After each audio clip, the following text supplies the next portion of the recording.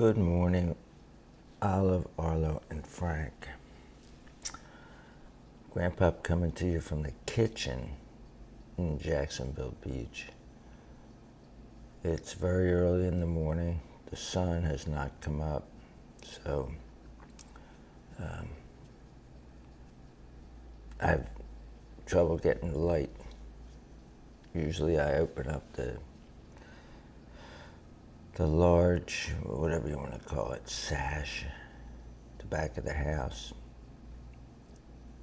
along the sliding glass door that goes out to the back deck, and that natural sunlight comes in and lights my face.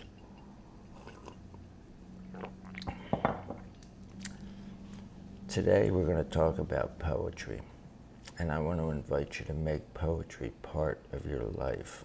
The way that I'm going to do that is by sharing my favorite poems. It turns out that there's 11 of them, and I kind of put them in order. My favorite poem has been my favorite poem for a long time, but the others, it's subjective. Like one day I might like one more than the other. So, see the light challenge here. I'm just finishing up a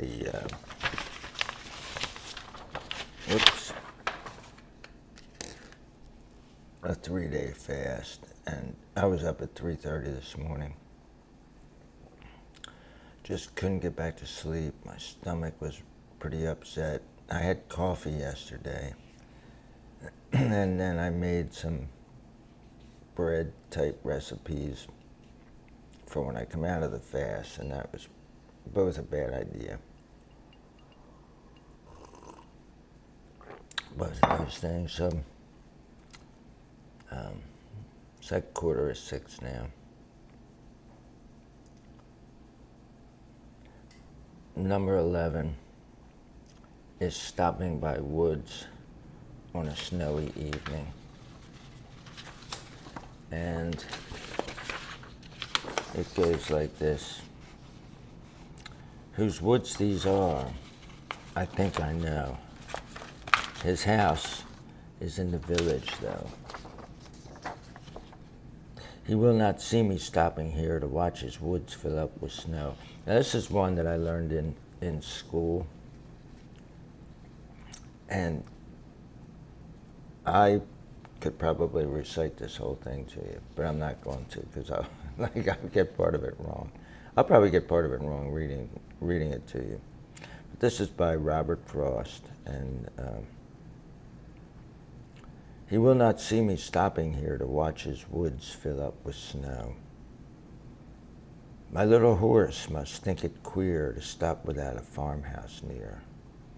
Between the woods and frozen lake, the darkest evening of the year.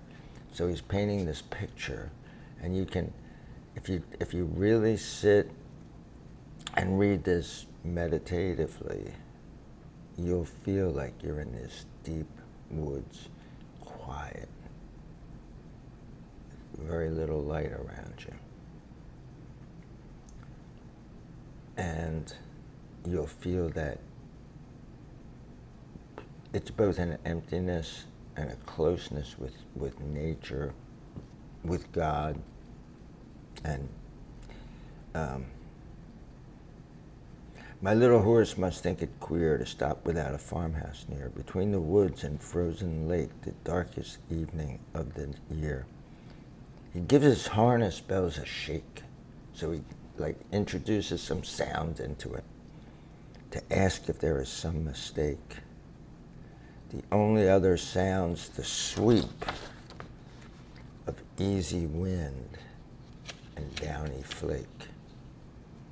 The woods are lovely, dark and deep, but I have promises to keep, and miles to go before I sleep, and miles to go before I sleep. He just wants to stay there, but he has commitments. Life's like that.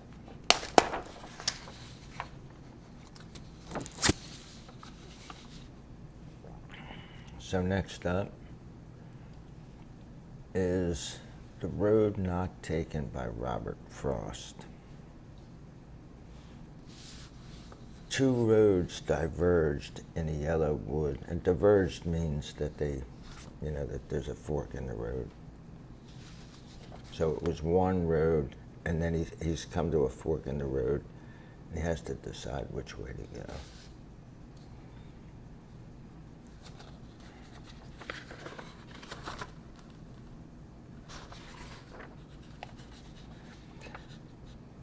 Two roads diverged in a yellow wood, and sorry I could not travel both, and be one traveler. Long I stood, and looked down one as far as I could, to where it bent to the undergrowth.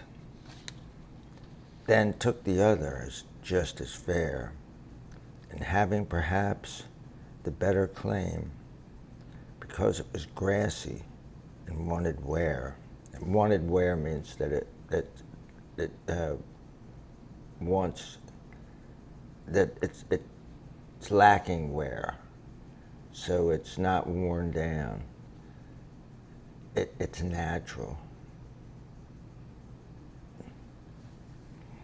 Though as for that, the passing there had worn them really about the same. So that in certain ways these roads are both the same. But these roads don't represent physical roads. This represents life choices. And both that morning equally lay in leaves no step had trodden back. And oh, I kept the first for another day, yet knowing how way leads on to way, I doubted if I should ever come back. So when you take one road, you might be able to say, nah, this road's not that good, and then go take the other road. But in life, that doesn't happen. Like you go 50 miles down that road on a horse or in a carriage, whatever he's in, or walking. You go 50 miles down that road, you're not going to want to walk 50 miles back and then go the other way.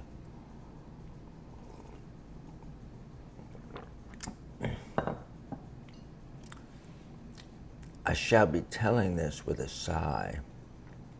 Somewhere ages and ages hence, two roads diverged in a wood, and I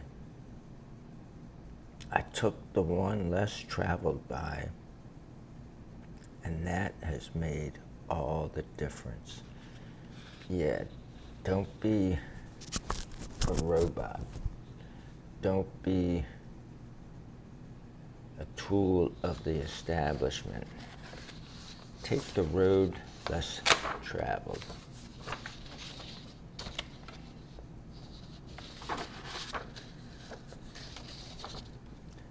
So this next one is a very interesting one, and it's one that I discovered recently in the last couple of years. It was written by not a poet necessarily, although his language was very poetic. It was written by probably the greatest heavyweight boxer to ever live, a man of immense talent and immense verbal talent.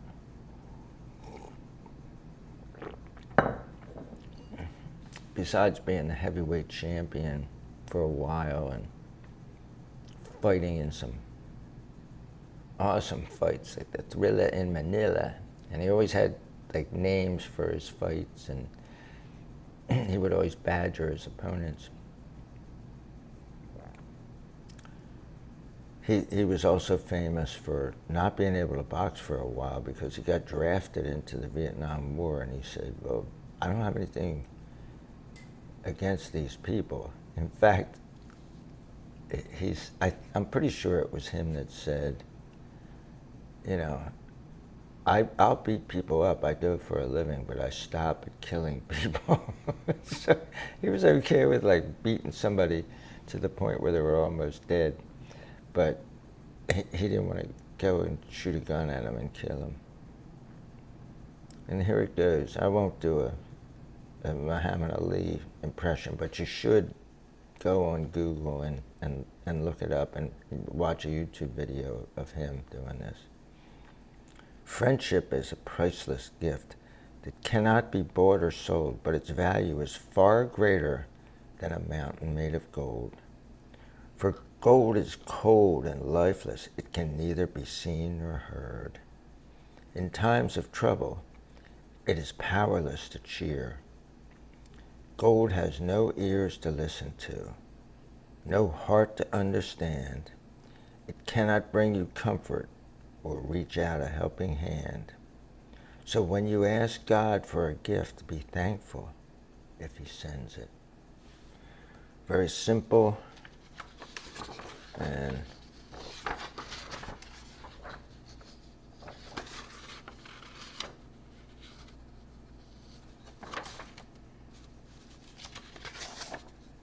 okay. Sorry, I don't know how to look at the notes on here, so I have to print these out. There's probably a way I can look on my phone at the notes for this presentation, because that's where I have the poems.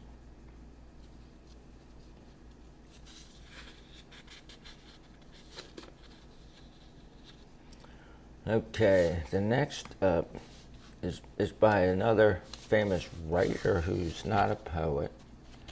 You know, the first two poems were by poets, and this is written by a man named Mark Twain, Samuel Clemens. Mark Twain was his nom de plume, his pen name, and that's what that means in French, nom de plume.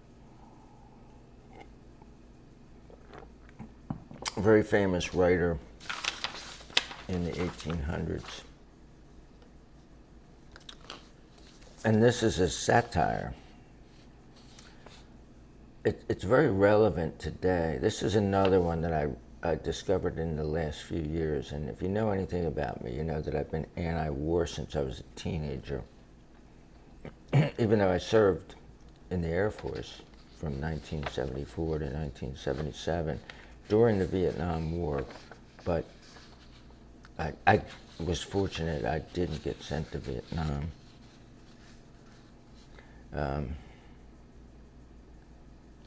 So I'm going to read this. I'm going to read this to you. It's different. It's not your normal prayer, but it's very, very relevant today as we face war in Ukraine and war in Gaza, and possibly war in Iran, possibly war in Taiwan, and there are controlling people, controlling entities in the United States that love continuous war, and they love to send our children off to fight and die because they make money, and they really don't care about your kids. So let's see what Mark Twain had to say about this. Actually, he wrote this in 1904, so he lived at the end of the 1800s and into the 1900s.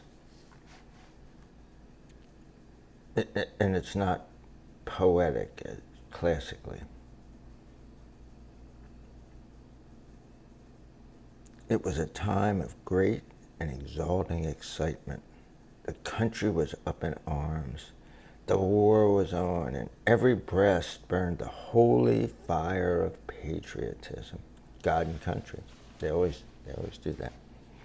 On every hand and far down the receding and fading spread of roofs and balconies, a fluttering wilderness of flags flashed in the sun. Nightly the packed mass meetings listened, panning, to patriot oratory, so patriotic speeches, which stirred the deepest deeps of their hearts, and which they interrupted at briefest intervals with cyclones of applause, the tears running down their cheeks the while, In the churches, the pastors preached devotion to flag and country and invoked the God of battles, beseeching his aid in our good cause and outpourings of fervent eloquence, which moved every listener. Fervent eloquence means that very, very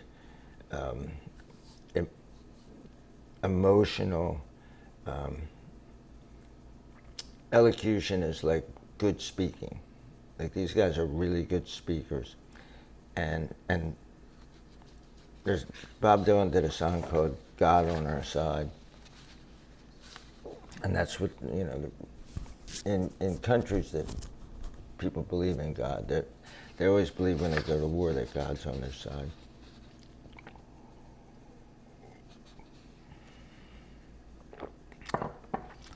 Sunday morning came.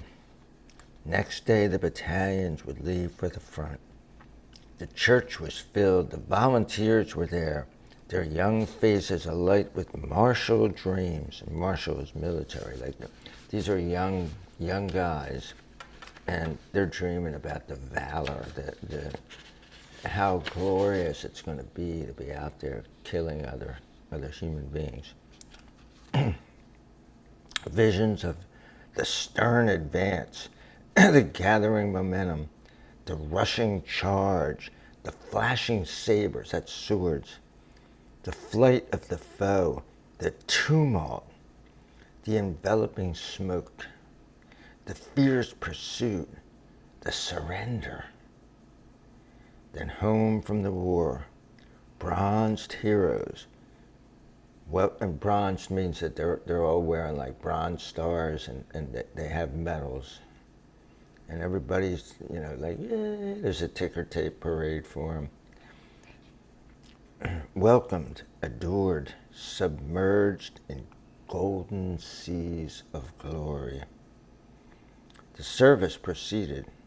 A war chapter from the Old Testament was read. The first prayer was said. Then came a long prayer. None could remember the like of it for passionate pleading and moving and beautiful language. The burden of its supplication was that an ever merciful and benignant Father of us all would watch over our noble young soldiers and aid, comfort, and encourage them in their patriotic work. An aged stranger entered and moved with slow and noiseless step up the main aisle. Time for me to get up.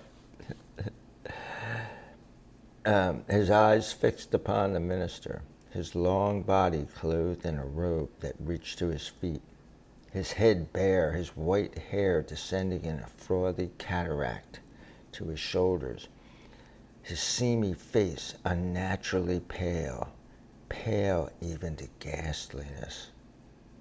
He ascended to the preacher's side and stood there waiting. Wonder who this guy is. The stranger touched his arm, motioned him to step aside, which the startled minister did, and took his place. During some moments, he surveyed the spellbound audience with solemn eyes, in which burned an uncanny light. Then, in a deep voice, he said, "I come from the throne, bearing a message from Almighty God." God's servant and yours has prayed his prayer. Has he paused and taken thought? Is it one prayer? No, it is two, one uttered, the other not. Both have reached the ear of him who heareth all supplications, the spoken and the unspoken. Ponder this, keep it in mind. If you would beseech a blessing upon yourself, beware, lest without intent you invoke a curse upon a neighbor at the same time. If you pray for the blessing of rain upon your crop, which needs it, by that act you are possibly praying for a curse upon some neighbor's crop, which may not need rain and could be injured by it. You have heard the servant's prayer, the uttered part of it. I am commissioned of God to put into words the other part of it, that part which the pastor, and also you in your hearts, fervently prayed silently and ignorantly and unthinkingly. God grant that it was so. You heard these words, grant us the victory, O Lord our God. When you have prayed for victory, you have prayed for many unmentioned results which follow victory, must follow it, cannot help but follow it. Upon the listening spirit of God fell also the unspoken part of the prayer. He commandeth me to put it into words. Listen. O Lord our Father, our young patriots, idols of our hearts, go forth to battle. Be thou near them, with them in spirit. We also go forth from the sweet peace of our beloved firesides to smite the foe. O Lord our God, help us to tear their soldiers to bloody sheds with our shells. Shells are like cannonballs. Help us to cover their smiling fields with pale forms of their patriot dead. Help us to drown the thunder of the guns with the shrieks of their wounded, writhing in pain. Help us to lay waste their humble homes with a hurricane of fire. Help us to wring the hearts of their unoffending widows with unavailing grief. Help us to turn them out roofless with little children to wander unfriended the wastes of their desolated land in rags and hunger and thirst, sports of the sun, flames of summer, and the icy winds of winter, broken in spirit, worn with travail, that's working, imploring thee for the refuge of the grave, and denied it. So these people are so destitute that they're going, please God, let me die. And God's going, no, you're going to have to keep doing this.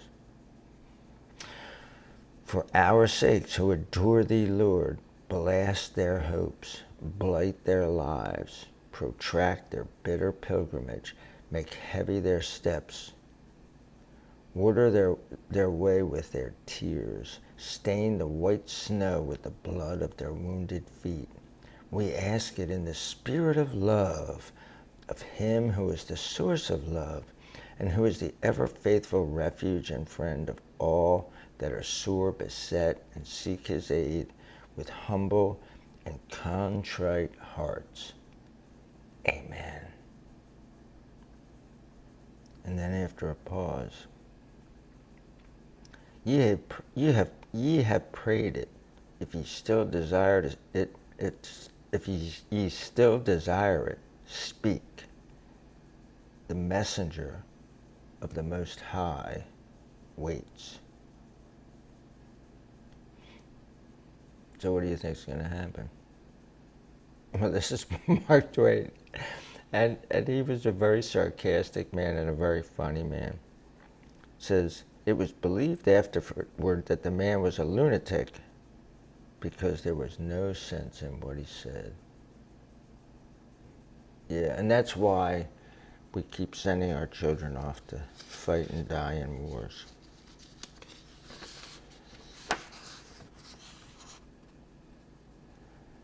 So next up is one by a woman, Emily Dickinson. And there have been plenty of fantastic women poets. And this one I found fairly recently too, in the last several years.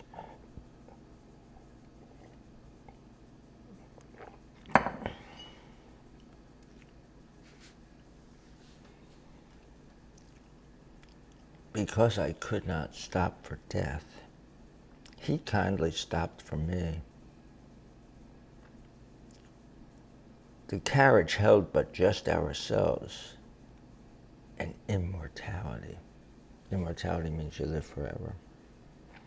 We slowly drove, he knew no haste, and I had put away my labor and my leisure too, for his civility. We passed the school where children strove at recess in the ring. We passed the fields of grazing grain. We passed the setting sun. Or rather, he passed us. The dews drew quivering and chill, for only gossamer, and it's a type of fabric, my gown, my tippet, only tully, and I don't know what any of that is. We paused before a house that seemed a swelling of the ground. The roof was scarcely visible, the cornice in the ground. And the cornice is something that's up high, I believe.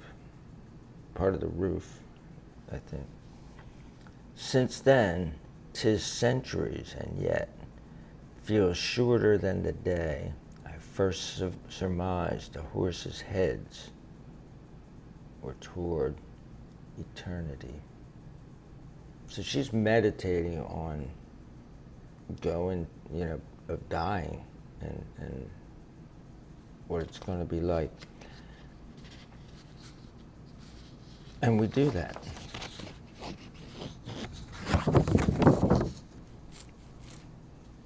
And with that said, here's another woman and another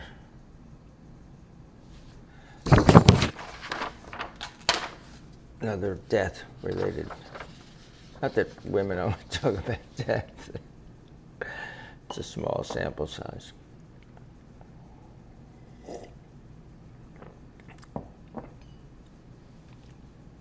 And this reminds me of something that my grandfather, Frank Clark, my dad's dad, who I never met, he died when he died when he was 41. So it was several years before I was born. But I'll meet him again someday. And one reason that I know that is he was sick in the hospital, and my mom, who loved him, she hated her mother-in-law, but loved her father-in-law.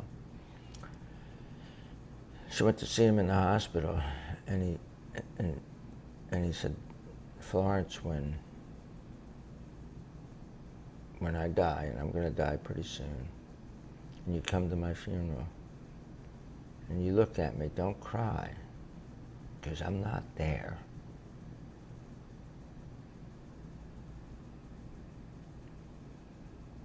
And maybe this is where he got that from. Do not stand at my grave and weep. I am not there. I do not sleep. I am 1,000 winds that blow. I am the diamond glints on snow. I am the sunlight on ripened grain. I am the gentle autumn rain. When you awaken in the morning's hush, I am the swift uplifting rush of quiet birds in circled flight. I am the soft stars that shine at night. Do not stand at my grave and cry. I am not there. I did not die.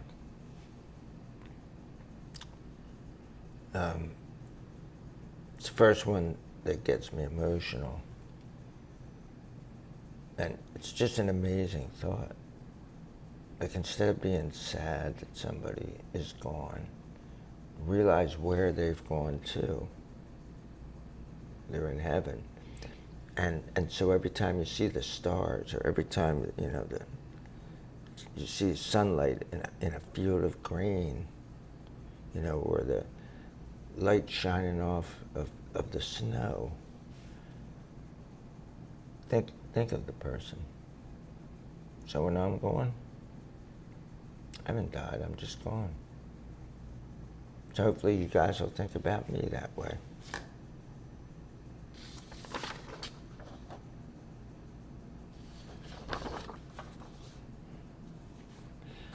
So next up is one by a tortured soul, Edgar Allan Poe. There's a football team called the Ravens. And we might see the Raven in here. As a matter of fact, I'm pretty sure I have that. Almost certain I have it in here. Yep, it'll be up next. I wrote this several months ago, and I don't read poetry all the time. I read it occasionally, usually when I run into it. Or sometimes in doing research, I'll go, oh yeah, I remember that poem that spoke about that.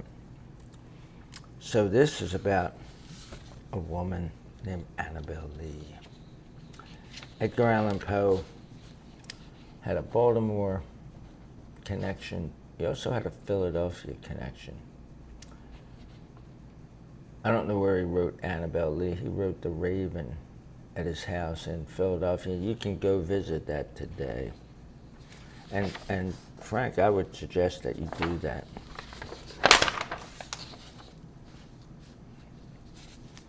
It was many and many a year ago, in a kingdom by the sea, that a maiden there lived, whom you may know by the name of Annabel Lee. And this maiden, she lived with no other thought than to love and be loved by me. I was a child, and she was a child in this kingdom by the sea, but we loved with a love that was more than love. I and my Annabel Lee. With a love, the winged seraphs of heaven coveted her and me. Seraphs are these angelic beings, seraphim. And this kingdom was the reason that long ago in this, and this was the reason that long ago in this kingdom by the sea, a wind blew out of a cloud, chilling my beautiful Annabel Lee, so that her high-born kinsman came and bore her away from me to shut her up in a sepulchre in this kingdom by the sea. So she died, and the sepulchre is a grave.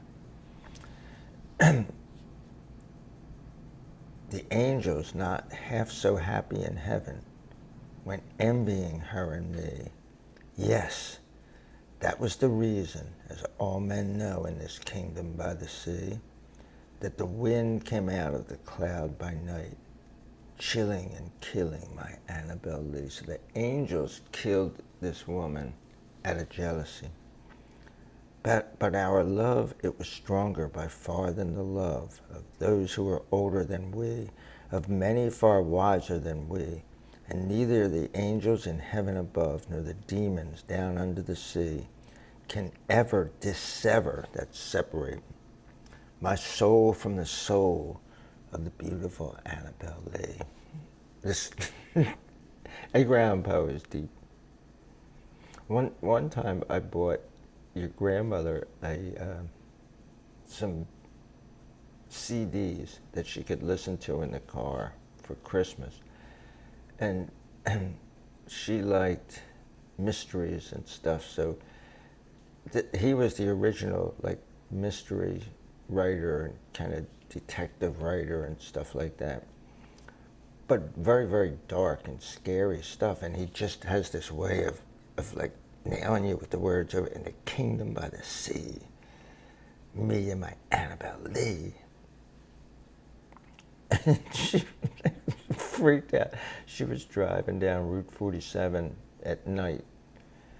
It was dark out. There weren't many lights around.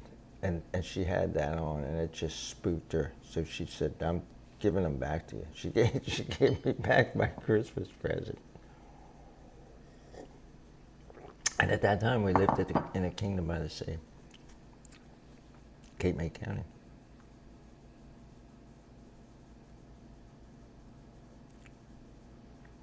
And neither the angels in heaven above nor the demons down under the sea can ever dissever my soul from the soul of the beautiful Annabel Lee. For the moon never beams without bringing me dreams of the beautiful Annabel Lee, and the stars never rise, but I feel the bright eyes of the beautiful Annabel Lee. And so all the night tide, I lie down by the side of my darling, my life and my bride, in her sepulchre down by the sea, in her tomb by the sounding sea. That's pretty creepy. Kind of like Romeo and Juliet kind of stuff. So this next one, The Raven, is also pretty long.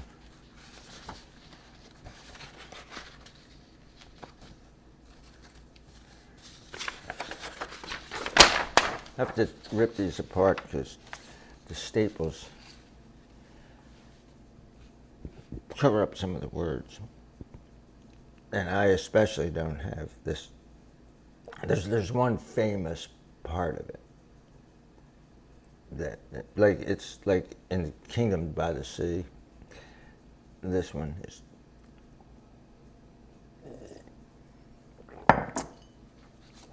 what everybody knows about the poem. We'll talk about it when we get to it. Once upon a midnight dreary, while I pondered, weak and weary, over many a quaint and curious volume of forgotten lore. So he's reading old books about lore, about folklore. While I nodded, nearly napping, suddenly there came a tapping,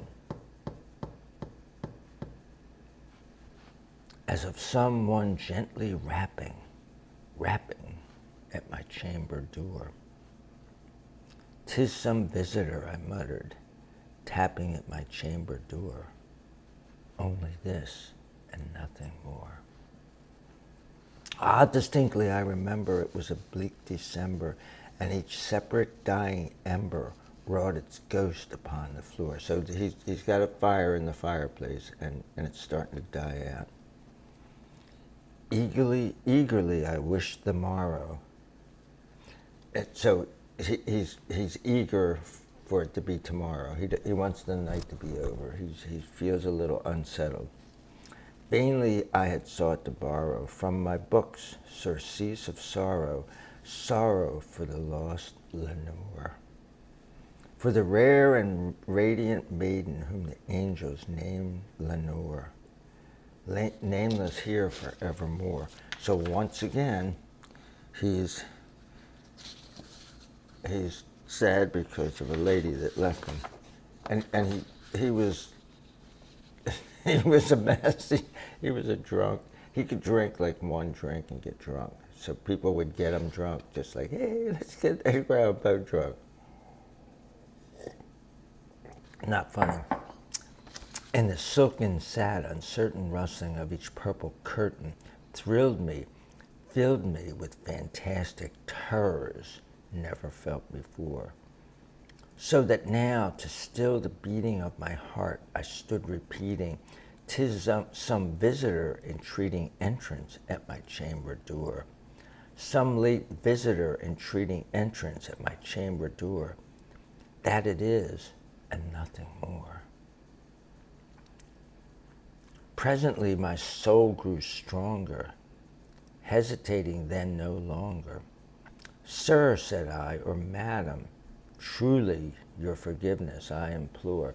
So he thinks it's somebody that's there knocking on his door, but we'll find out. "But the fact is I was napping, and so gently you came rapping, and so faintly you came tapping at my chamber door, that I scarce was sure I heard you. Here I opened wide the door. Darkness there, and nothing more." So he's here's this tapping, and he's scared, but he doesn't want to tell the person, well, hey, I was scared that that you were going to do something to me, rob me or something. So he says, oh, I was asleep, and I didn't know if it was really somebody at the door. And he goes there, there's nobody there. Deep into that darkness peering, long I stood there, wondering, fearing, doubting, dreaming dreams no mortal ever dared to dream before. But the silence was unbroken, and the stillness gave no token, and the only word there spoken was the whispered word, Lenore. This I whispered, and an echo murmured back the word, Lenore. Merely this and nothing more. Well, that's not merely this, that's a lot.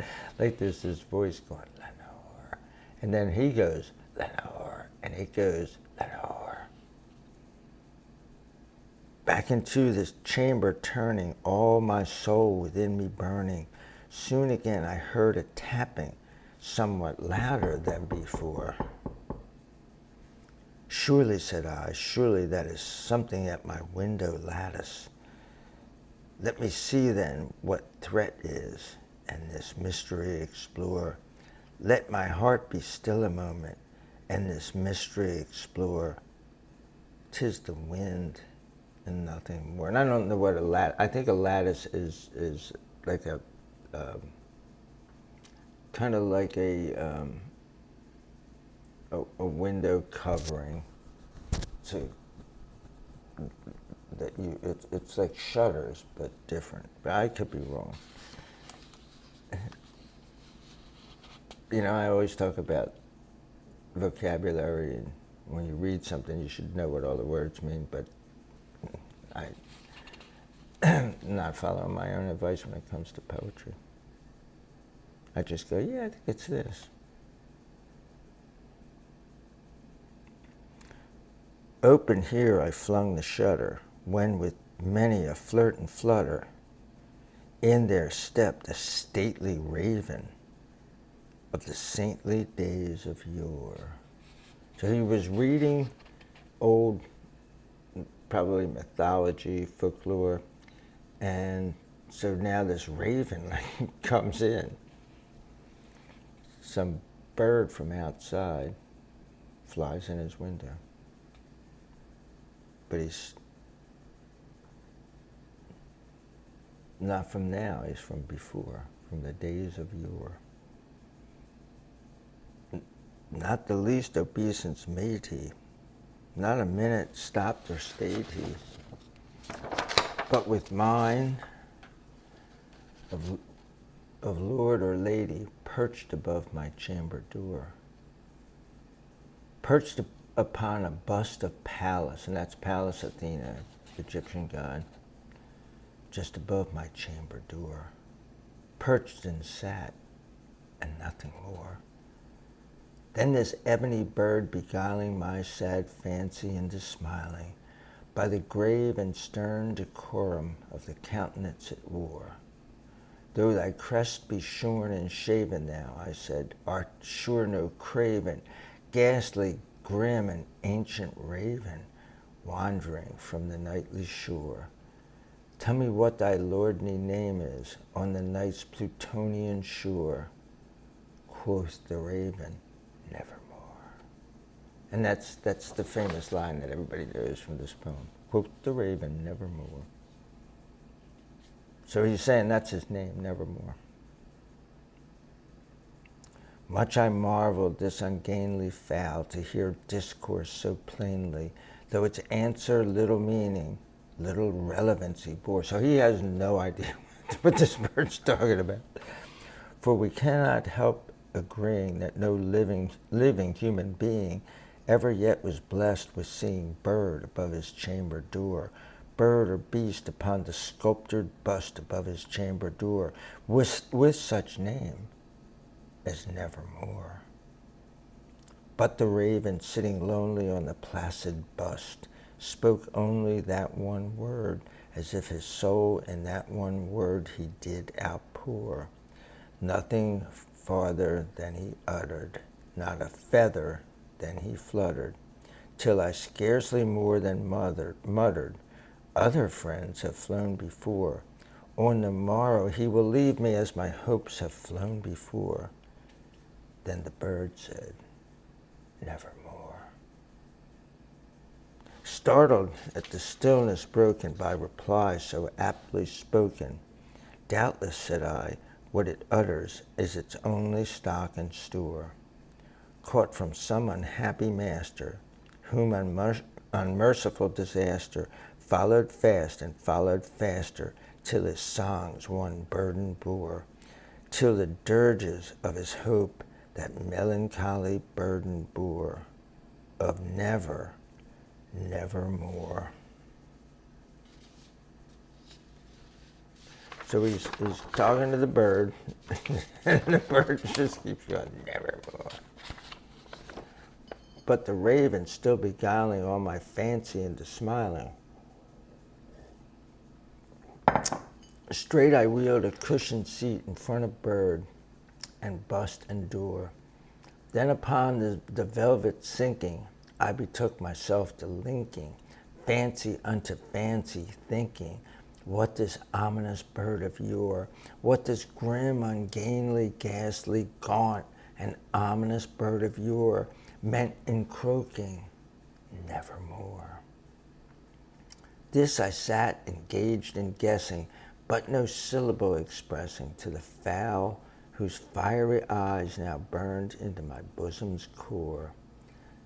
This and more I sat divining, with my head at ease reclining on the cushion's velvet lining that the lamplight gloated o'er, but whose velvet violet lining with lamplight gloating o'er she shall press, nevermore.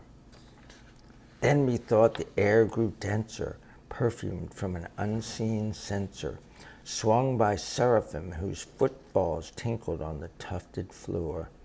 Wretch, I cried, thy God hath lent thee, by these angels he has sent thee, respite, and nepenthe from thy memories of Lenore. So he thinks that angels who have taken Lenore are sending him. Quaff, oh quaff, this kind nepenthe, and forget his lost Lenore. Quoth the raven, nevermore. Prophet, said I, thing of evil, prophet still, if bird or devil, whether tempter sent or whether tempest tossed thee here ashore. Desolate yet all undaunted, on this desert land enchanted, on this home by horror haunted, tell me truly, I implore. Is there balm in Gilead? Tell me, I implore. Quoth the raven, nevermore. So it's kind of like one of those tropical birds that talks like a parrot. Nevermore.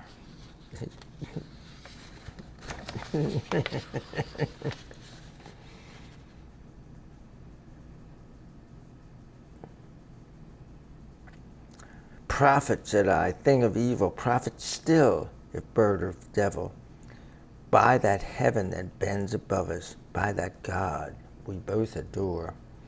Tell this soul with sorrow laden, if within the distant Aidenn it shall clasp a sainted maiden, whom the angels named Lenore. Clasp a rare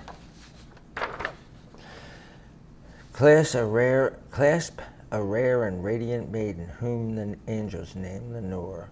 Quoth the raven, nevermore. Be that word our sign of parting, bird or fiend, I shrieked, starting. So now he's like, what are you doing? Nevermore. Get thee back into the tempest. So it's raining out and everything. The bird said it. It's like, go back in the rain. Get thee back into the tempest and the night's Plutonian shore. Leave no black plume as a token of that lie thy soul hath spoken. Leave my loneliness unbroken, quit the bust above my door, take thy beak from out my heart, and take thy form from off my door. Quoth the raven, nevermore. And the raven, never flitting, still is sitting on the pallid bust of Pallas just above my chamber door. And his eyes have all the seeming of a demon's that is dreaming, and the lamplight o'er him streaming throws his shadow on the floor, and my soul from out that shadow that lies floating on the floor shall be lifted nevermore. Yeah, there's a lot there, and I don't want to get into exactly what I think it means. I'm not sure that I do. And you can study these. You can see what scholars have said about all these poems.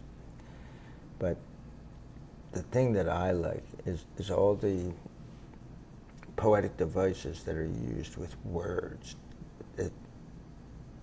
He's making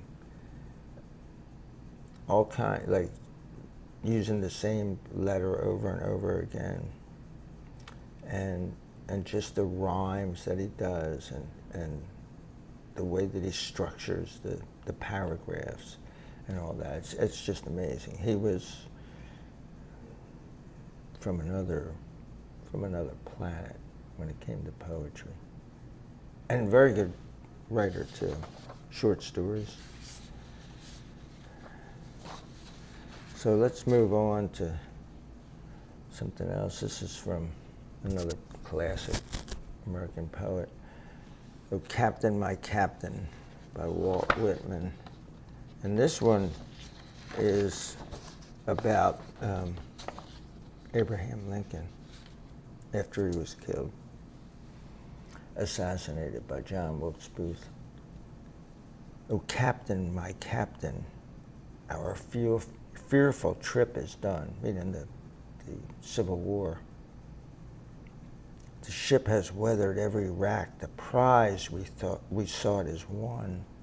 The port is near, the bells I hear, the people are exulting, while follow eyes the steady keel, the vessel grim and daring. But oh heart, heart, heart, oh the bleeding drops of red, where on the deck my captain lies, fallen, cold and dead. O Captain, my Captain, rise up and hear the bells. Rise up, for you the flag is flung, for you the bugle trills. For you bouquets and ribbon wreaths, for you the shores are crowding, for you they call the swaying mast, their eager faces turning. Here, Captain, dear father, this arm beneath your head. It is some dream that on the deck you've fallen cold and dead. My captain does not answer, his lips are pale and still. My father does not feel my arm, he has no pulse nor will. The ship is anchored safe and sound, its voyage closed and done. From fearful trip, the victor ship comes in with object won. Exult, O shores, and ring, O bells, but I with mournful tread walk the deck, my captain lies, fallen, cold, and dead. So we can't be happy that the North won, that slavery has been ended, and reconciliation has begun, because Abraham Lincoln's dead, his captain. So next, we're going to look at this is a British poet.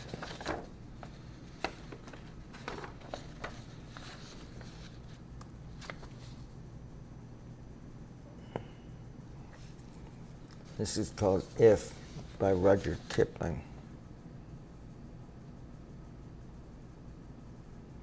It says brothers, square toes, rewards, and fairies. I have no idea what that means. If you can keep your head when all about you are losing theirs and blaming it on you, if you can trust yourself when all men doubt you, but make allowance for their doubting too, if you can wait and not be tired by waiting, or being lied about, don't deal in lies, or being hated, don't give way to hating, and yet don't look too good nor talk too wise. If you can dream and not make dreams your master, if you can think and not make thoughts your aim, if you can meet with triumph and disaster and treat those two imposters just the same. So triumph and disaster, winning and losing, are imposters. That's something to think about. They're not the final destination of your life. They're not the final goal of your life. If you can bear to hear the truth you've spoken, twisted by knaves to make a trap for fools, or watch the things you gave your life to broken, and stoop and build them up with worn out tools. If you can make one heap of all your winnings and risk it on one turn of pitch and toss, and lose and start again at your beginnings, and never breathe a word about your loss. If you can force your heart and nerve and sinew to serve your turn long after they are gone, and so hold on when there is nothing in you except the will which says to them, hold on.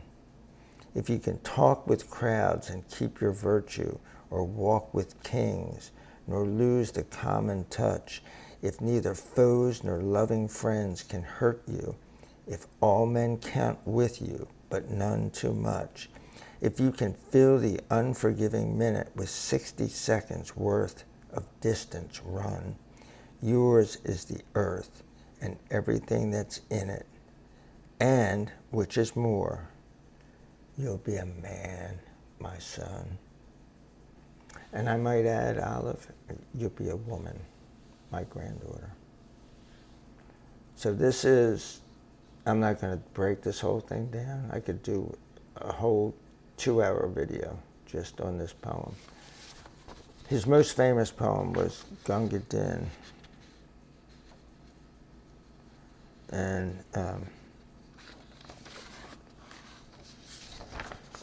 it's a great poem. It's about this water boy in a war, I think in India, with the British Army. But this one, even though Gunga Din was one of my favorites, it didn't make the cut, because if is something that you can take with you. If out of all these poems, you can keep one in your heart, memorize it, and make it your goals in life to do the things that are in this poem. Study it deeply. Then you'll do well. You'll do well in life. And then next is my favorite poem. Now this is kind of funny because it's a very, very short poem. And I never knew it had a name. Now this poem I didn't learn in school. My parents had a book of poetry, and I decided when I was a teenager to read it. So it's not the first poem that I wrote, but it was the first poem that I went, that is how I want to live my life. Now, I'm not suggesting that you do this, but it has served me well. And it goes like this. My candle burns at both ends. It will not last the night. But ah, my foes, and oh, my friends, it gives a lovely light. And with that being said, Peace out. No balloons.